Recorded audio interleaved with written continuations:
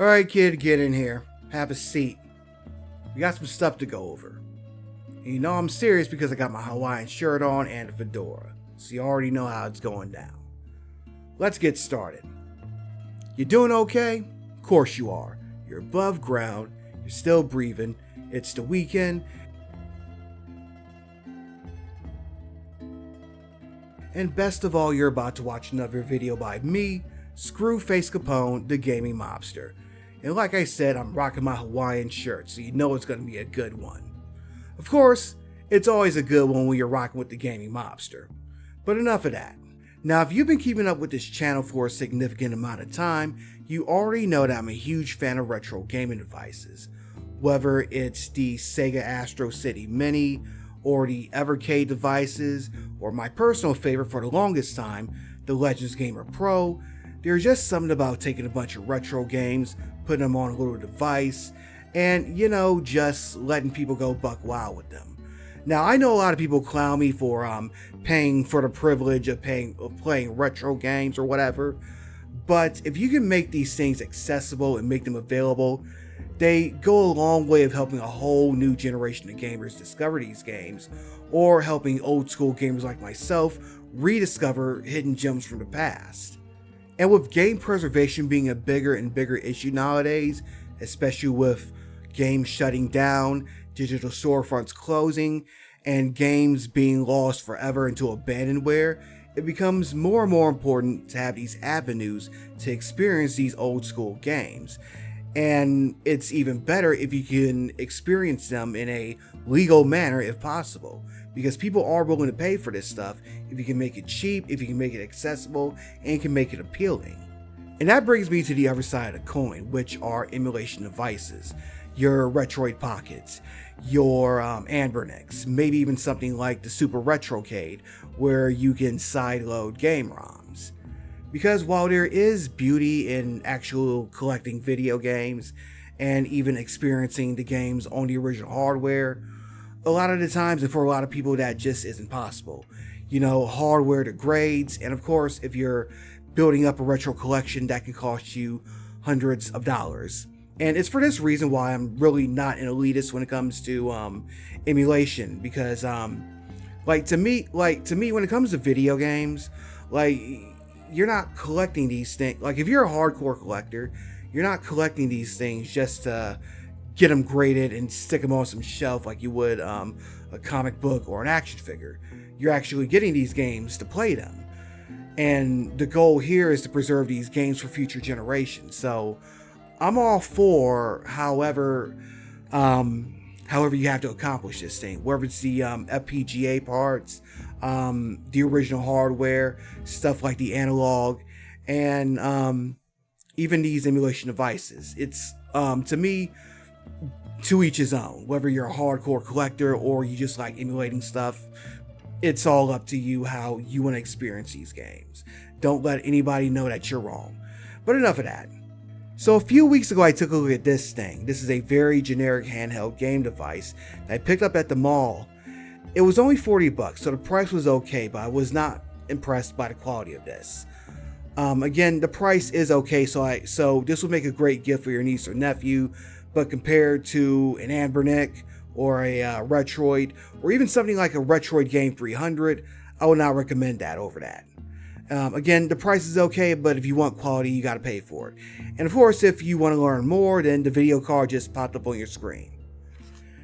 Now, today we are going to take a look at this one, which I expect to be significantly better. Now, I know glare is being a pain, so I'm going to adjust this light here. This is the Triumi Smart Pro. This is a Linux-powered device that was released in 2023. Now, I think this one might have some games preloaded, but here's the box. They don't say too much about storage, so of course that's why we're going to open this bad boy up. But basically, here's what the box looks like. And while I was at it, I purchased it online from AliExpress because the device itself is like $100, but I was able to get it while it was on sale too. And while I was at it, I picked up a carrying case for it and a screen protector, and these are actually pretty cheap too. I forget what I paid for it, but the dollar amount was in single digits. So yeah, we're going to go ahead and open this up and we're going to see what's inside. Alright, so here we go. If you notice my video quality taking a dip, I decided to switch to my C290 because my main webcam is perched atop my monitor and all that, and I don't want to move it because it's really huge and thick, but enough of that. So here's the box, and thankfully there's no tape on this, so that makes my job a whole lot easier. Because usually with these things I have to cut some tape or some shit. So we're gonna take this, flip it over. Let's get the whole thing in the frame and lift the top off and pop the top, and here we go. And there's another top. Here's a little cover. And of course here's the control schema. Got these little soft little cover. Let's take that off. And we take this, and here it is, the Triumi. I really like the design.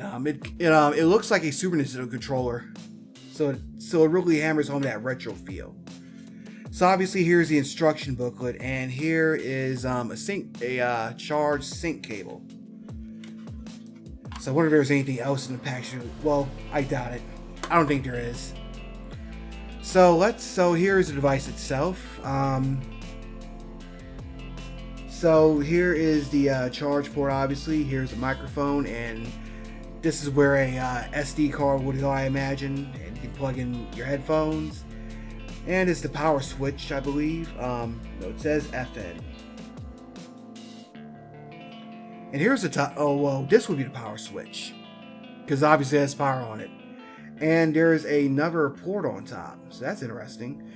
I assume these are volume controls, and here's a R2L2, and here, let me move this around here. So these are R2L2 buttons. So yeah, there's one on the bottom and one on the top. So I wonder like if this is just meant to be the charge, and this is meant to be used if you're transferring data. So here's the device itself. You got 4 face buttons. There's the menu button. There's the select and start. So all the little features of your standard controller. And let me adjust this. I'll get more of it in the frame.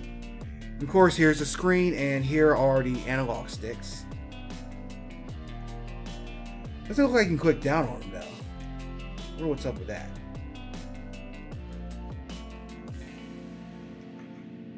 So let me.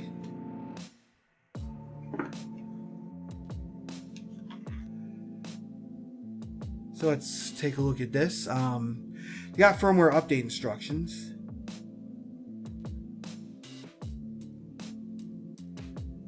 So I wonder like what's so this is the FN switch. I'm wondering what that would be. So now that that's done, let's go ahead and turn this bad boy on.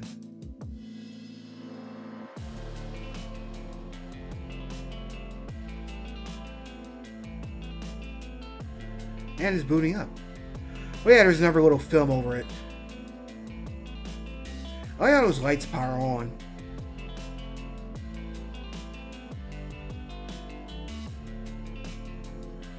Okay, so it's charged at 78%. I know it's kind of blurry from the way you see it, but like here's the top portion.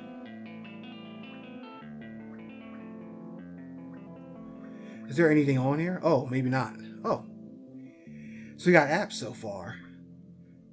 So you get Moonlight, which lets you play games from your PC if you got an NVIDIA. Unfortunately, I have the other one, which is not NVIDIA. I forget the name. So there's the SD formatter, USB storage. Here's a media player. So here's FN key settings. What does this do? Function key. LED quiet mode.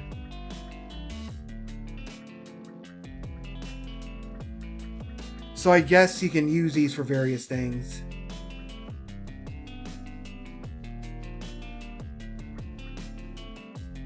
Let's see what else is on here. So you got a key map. Rotate to 70. Oh, nice. So I guess you can rotate it some. You got Bluetooth. There's Wi-Fi. So what's this hotspot? You can use this. So I guess you can use it as a wireless hotspot if you have internet access. So that's pretty cool. Your system.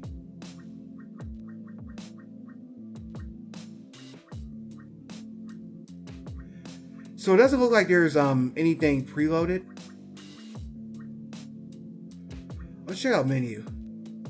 Refresh ROMs.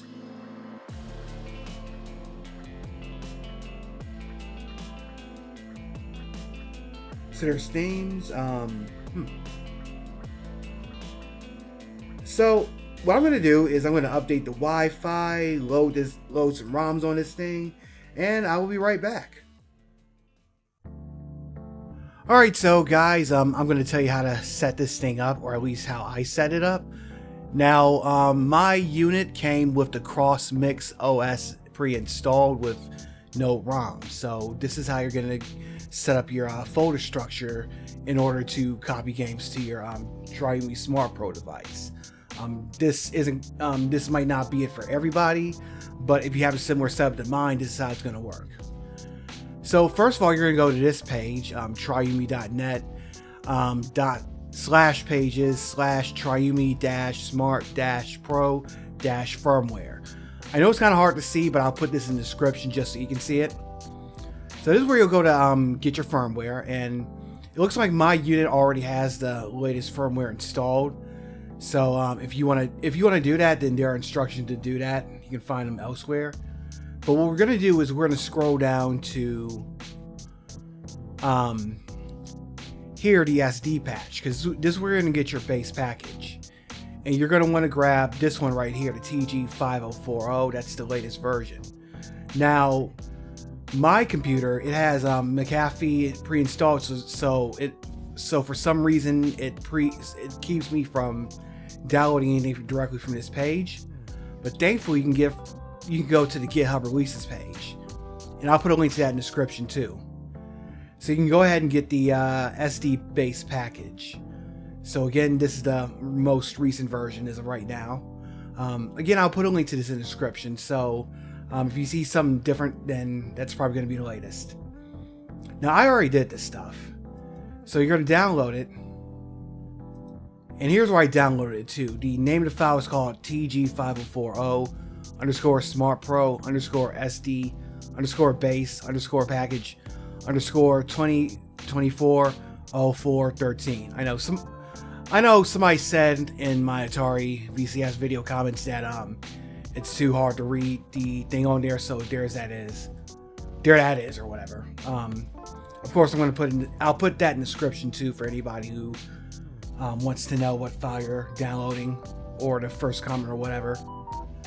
But of course, you're gonna unzip this, and here's what you're gonna get in the folder structure. So you're gonna copy this to an SD card.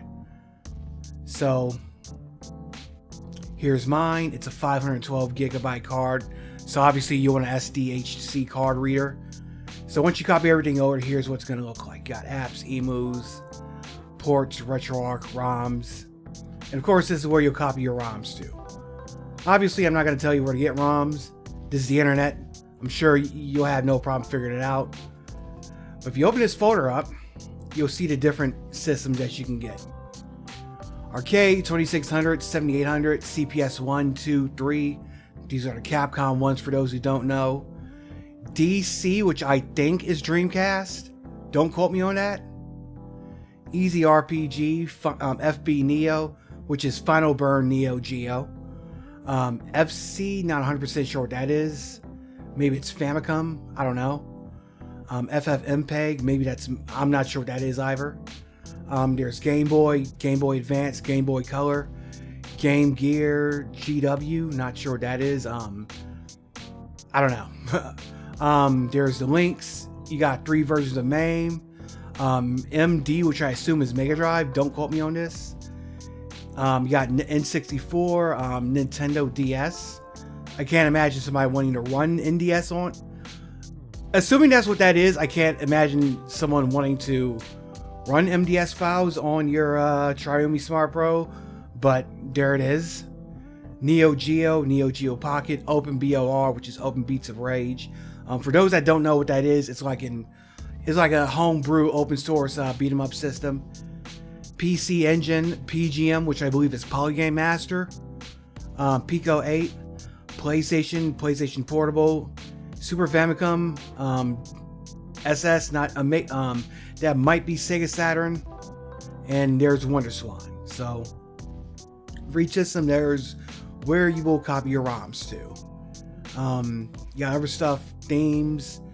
There's the RetroArch folder. Right now it's taking a few seconds to load up, but Triumi Blue, Energy, Yahoo. There's your emus, so here's your emulators. Says what these are. Here's ports 2048. And that's it. So I'm gonna load this up with some ROMs, and I'll show you what this thing can do. I'll be right back. Alright, y'all, I'm back. So here is my memory card.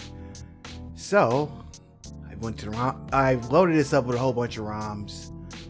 Let's see. I put in a bunch of Neo Geo ROMs. I got some NES ROMs on here. I've got some Game Boy Color.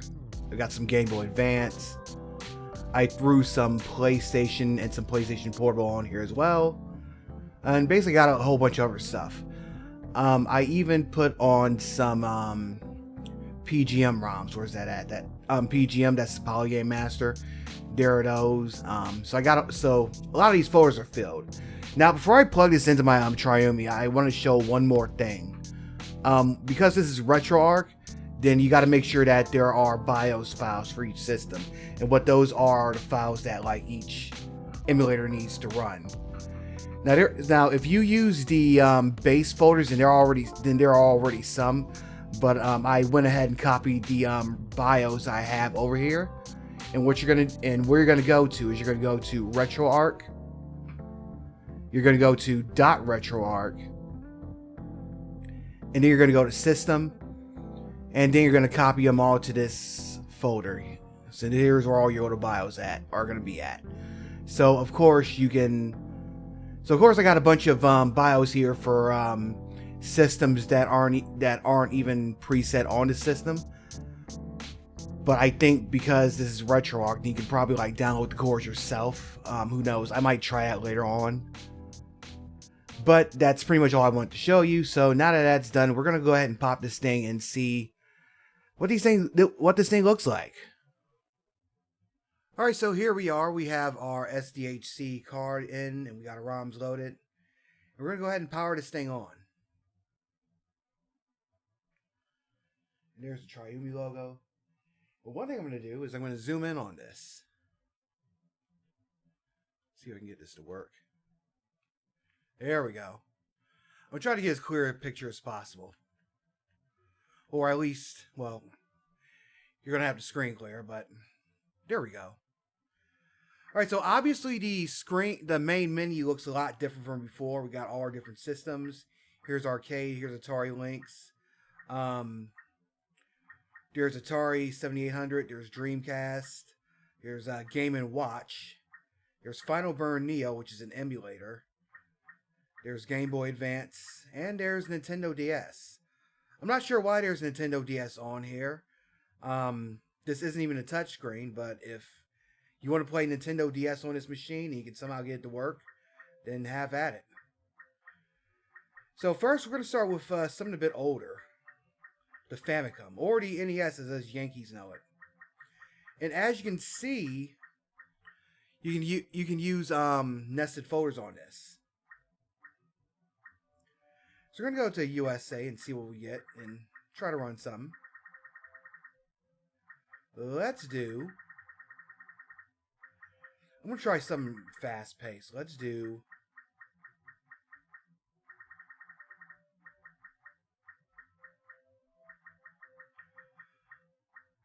something y'all probably never seen before. Sword Master.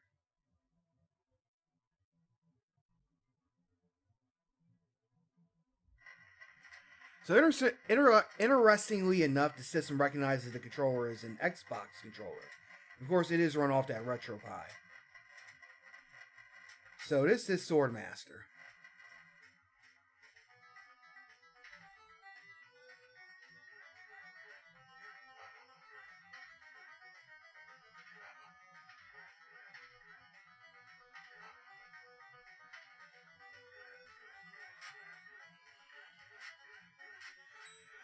So I kind of imagine this wouldn't have much problem running an NES game. I mean, if a device that came out in the 2020s would have an issue running a console that came out 40 years prior, then it's kind of cooked. Let's try something else.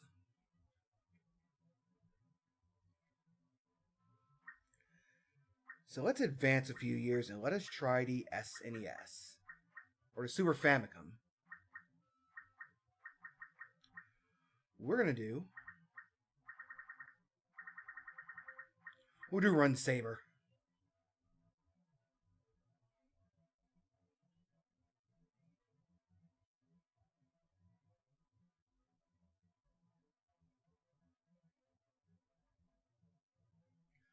So this is a little known early '90s game, which is basically a. If you like games like Strider, then you'll like this, and it's two-player co-op.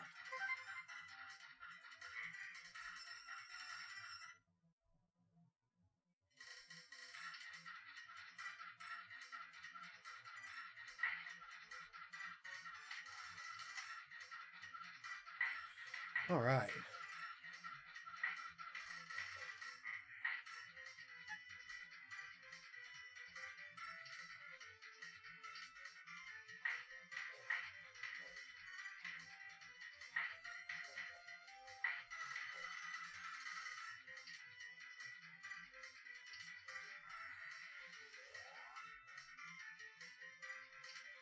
All right, so it runs Super Nintendo games. Okay, so we're gonna try something a little bit more advanced. And by more advanced, I mean Game Boy Advance. Let's do. You also search. I should have done this earlier.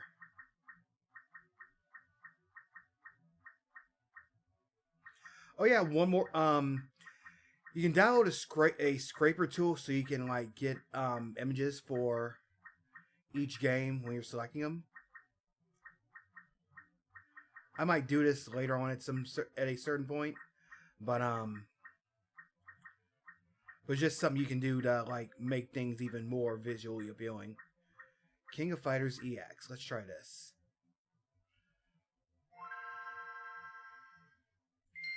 And yes, I'm still working on the next part of the King of Fighters retrospective. 14 is coming out. I'm in the process of gathering video footage. So hopefully that will be out by the end of this month.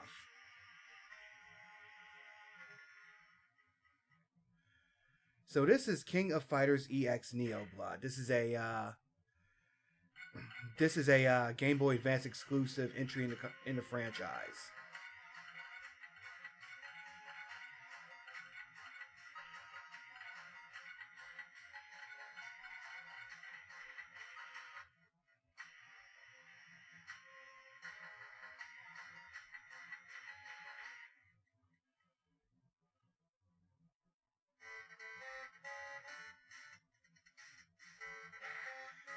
Now the Game Boy Advance kind of feels a little bit slower. I'm not sure if it's just me.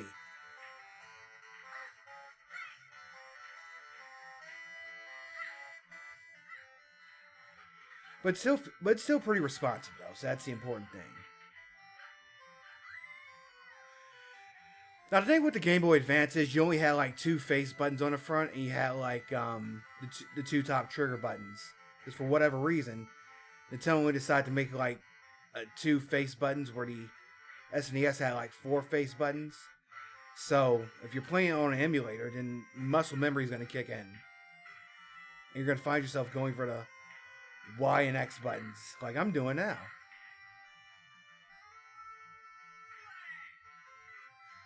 But I think they've been mapped to some through RetroArch. I'm not 100% sure.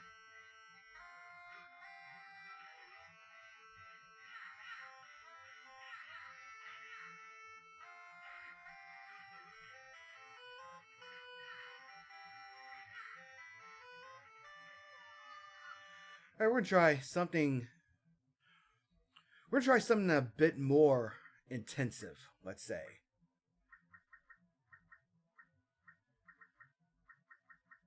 Let's see if we can run Nintendo 64 game.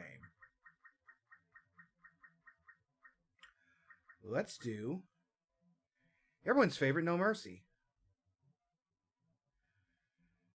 Now N64 emulation is kind of a bit iffy, and as you can see, obviously that restarted. Let's try something else.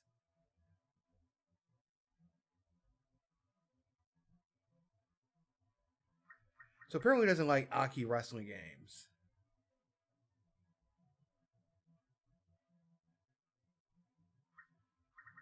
Okay, let's try something else.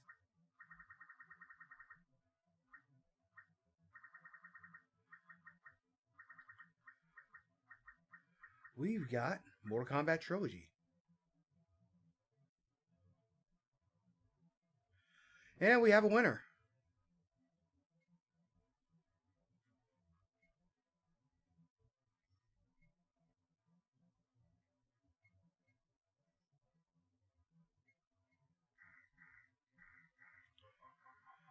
So this is the Nintendo 64 version of Mortal Kombat Trilogy.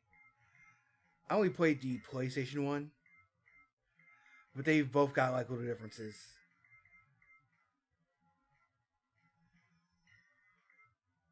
I'll pick Noob Saibot.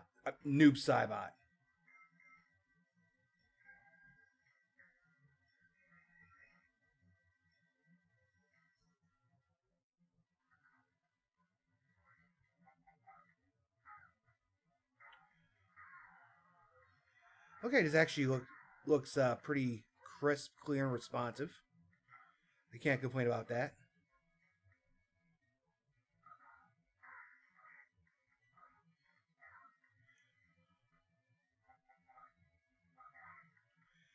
Now, if you guys recall, the Nintendo 64 had like four yellow buttons on the side. That was called the C stick, and that was supposed to be like another directional pad. So on RetroArch, some of the C stick actions are mapped to the right analog stick, which I guess for certain games this might work, but if you're playing a fighting game, that might be a bit problematic. So you might want to do some remapping if you want to play fighting games on that Nintendo 64.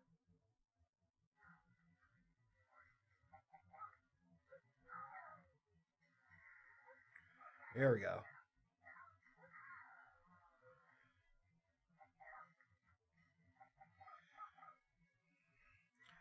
So this is something that really doesn't push the hardware to its limits. But let's try something that's a bit more graphically intensive. Let's see what this thing can do with that.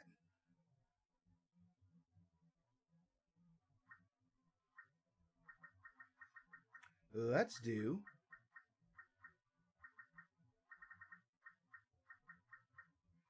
Mega Man 64. And this is actually the port of Mega Man Legends for Nintendo 64. So it doesn't like that very much.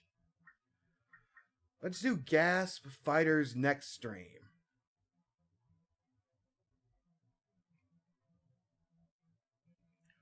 If you recall from my worst fighting games list, this is actually the Japanese and European release of a game called Deadly Arts. So the Japanese version actually has a storyline, character bios, and other features that were somehow left out of out of the original American release. Let me turn down the volume here.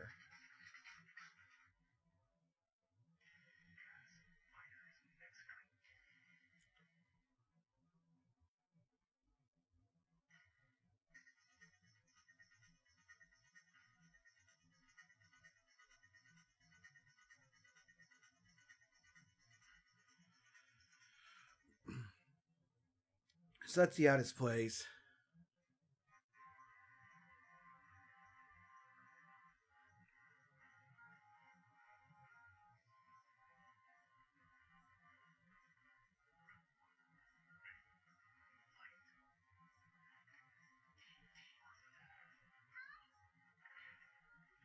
Okay, the sound's kind of choppy, but the controls are pretty responsive.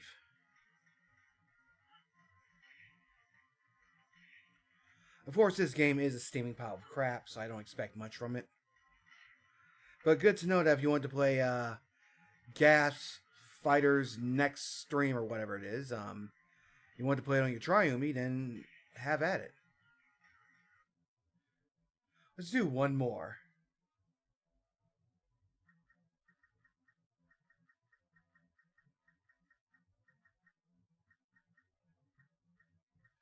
Let's try F-Zero-X.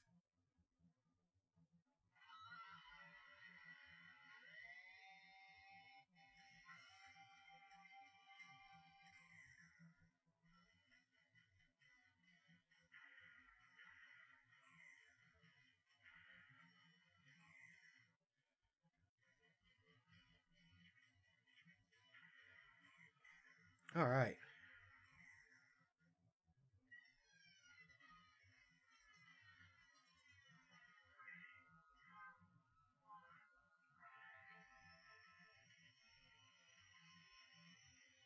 Oh, nice. It actually looks pretty nice on this system. Like, I never played this when it originally came out because I wasn't a Nintendo 64 guy. But it's good to see that this game just looks so clear and it plays pretty good too. So there's no choppiness. It's responsive, so it's a pretty good. It's a pretty fun experience. I know there are more options to tweak this thing. I have to export them later. But yeah, this is pretty dope.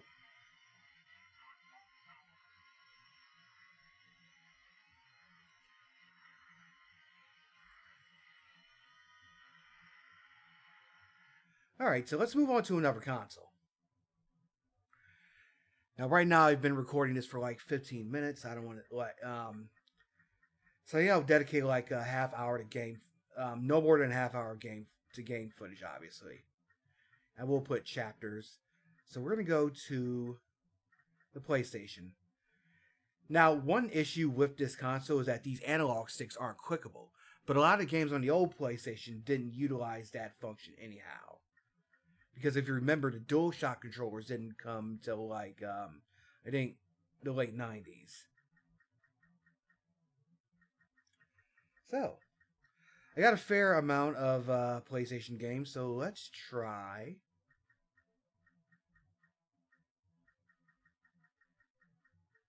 Let's do Kakita, Urban Fighters.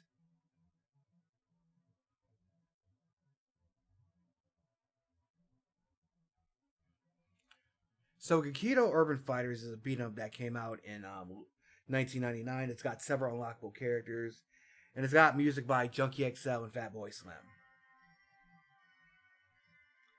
Just to knock you off some game trivia.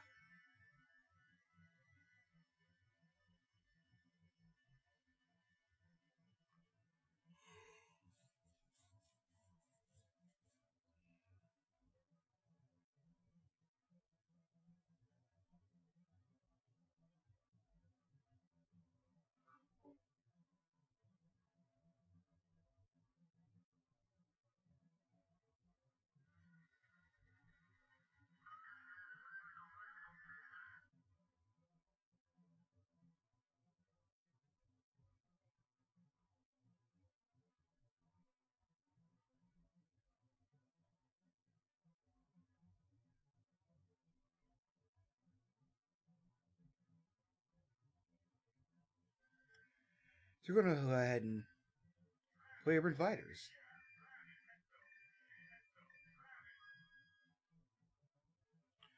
Now there's a sequel to this game that came out in Game Boy Advance called Kintaro's Revenge, and it was remastered a few years ago for about every um, main console.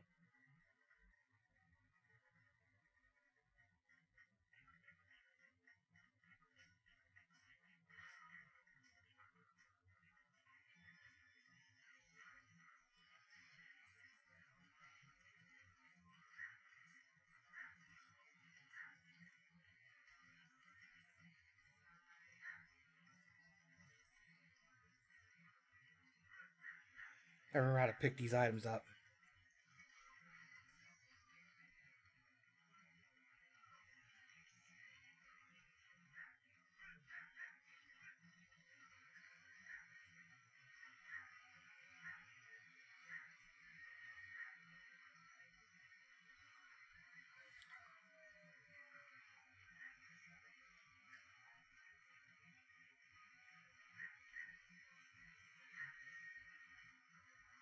Alright, so obviously this has no issue playing this game, so let's try another PlayStation 1 game.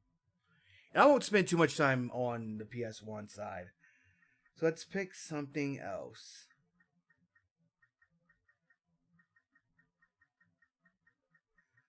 Let's do... I want to do something that's a bit more graphically intensive. What will be a good game here?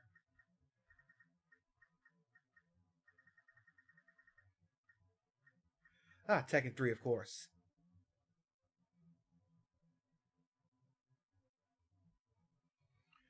So, of course, no intro needed about Tekken, hopefully. Y'all know what that is. And if not, welcome to Screwface Capone. I do videos about video games.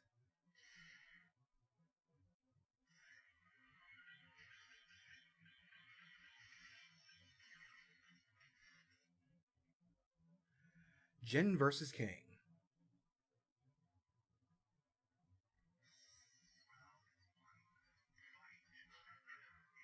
It's been a while since I played this. But obviously this looks nice and it plays nice. And again, it's responsive, which is what I'm hoping for when playing these games.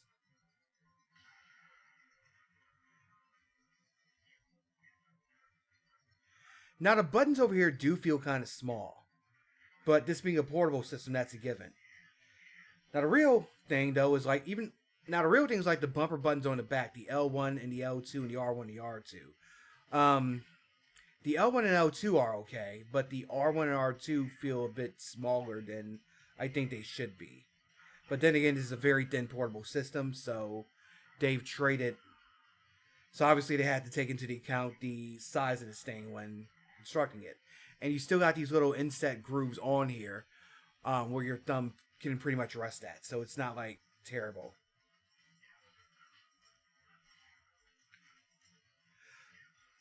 I think this aesthetic is perfect if you're an old school gamer, because like the controller colors kind of give you the that look and feel of something like an old school NES.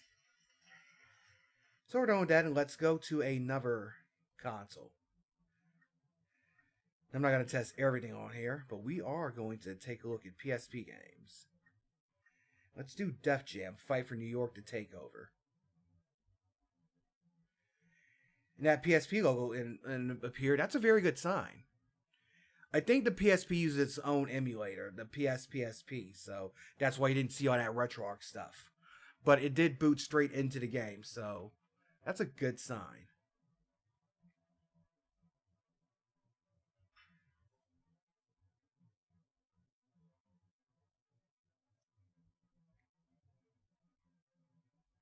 Oh, wait, continue without the auto save here. Which one's X? Ah,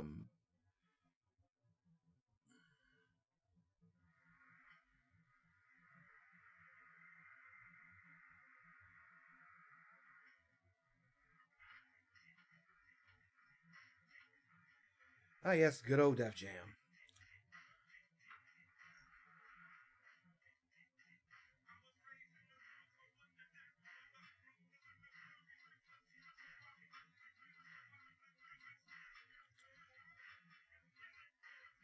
So I'm not sure if this unit can run PlayStation 2 games. I doubt it. But because these things aren't clickable, I doubt that you'd want to. You probably have to get something a bit more powerful and expensive, like the Anbernic RG600.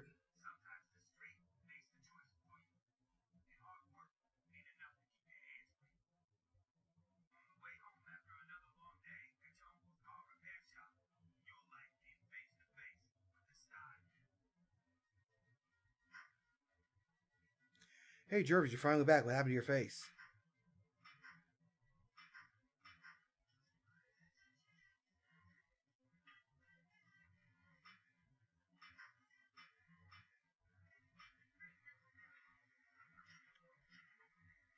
Precinct? What does that do? Camp from Queens. Let's go to...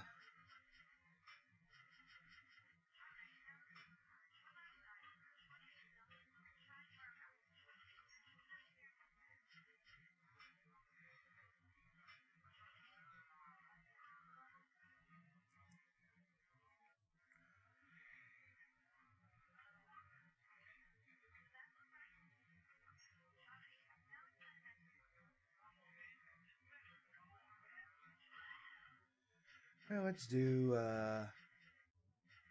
street fighting.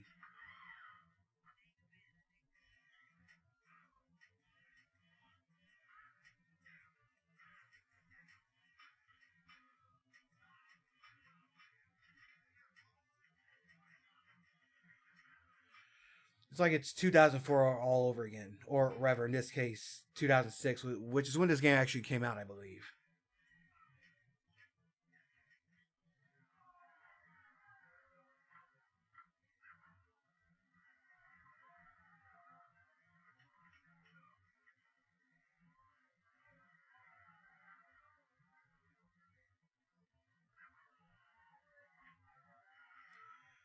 Here's another one that has no problem running, so I don't want to go through all this.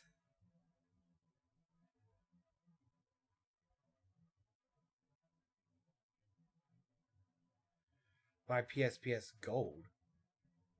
Why would I want to do that?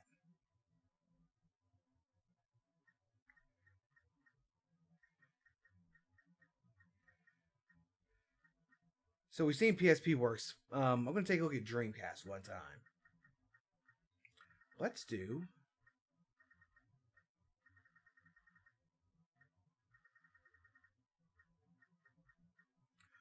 Let's do Giant Gram, All Japan Pro Wrestling. I'm at the 25-minute mark.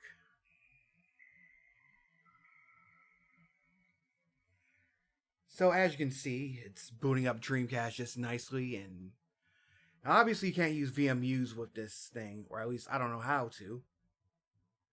Maybe someone's come up with a way to hack it in or some shit, but as far as I can tell, you can't really use VMUs with this Triumi.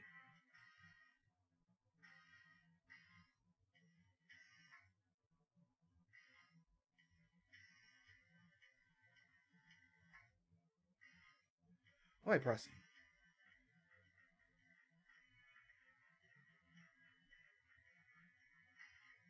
So yeah, this is an arcade game that's based, well, a home port of an arcade game that's based on All Japan Pro Wrestling.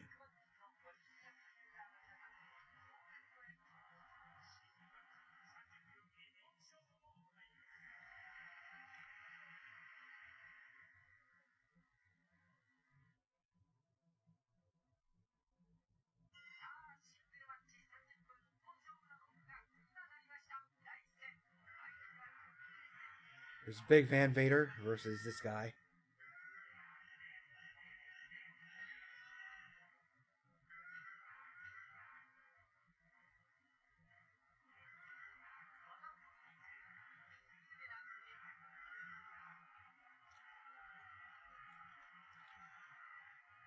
See, it's actually pretty advanced for an arcade wrestling game.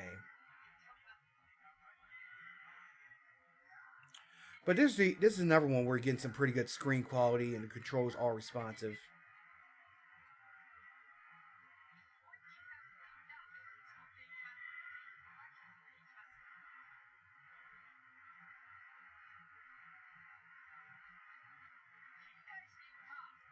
I gotta find a strategy guide or something because I don't read Japanese. Alright, exit game. And one last platform I want to take a look at is the Poly Game Master. If you recall, a while ago I took a look at a compilation of games which ran on this platform. So let's pick Knights of Valor 2.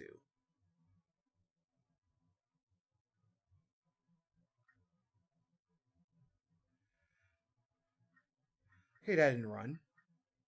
Let's try the Killing Blade. That's another one that's not running. Here's Esgaluda. And we got a winner. And my god, this screen is horrible.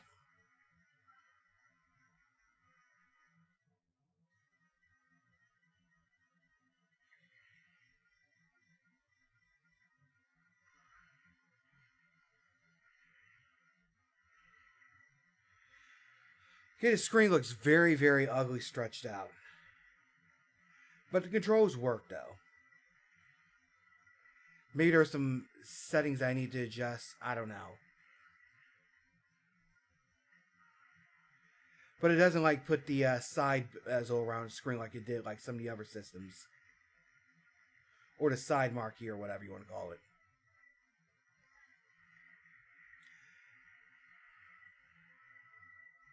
But yeah, this is a demonstration of the Triumi Smart Pro and the various console games it can run.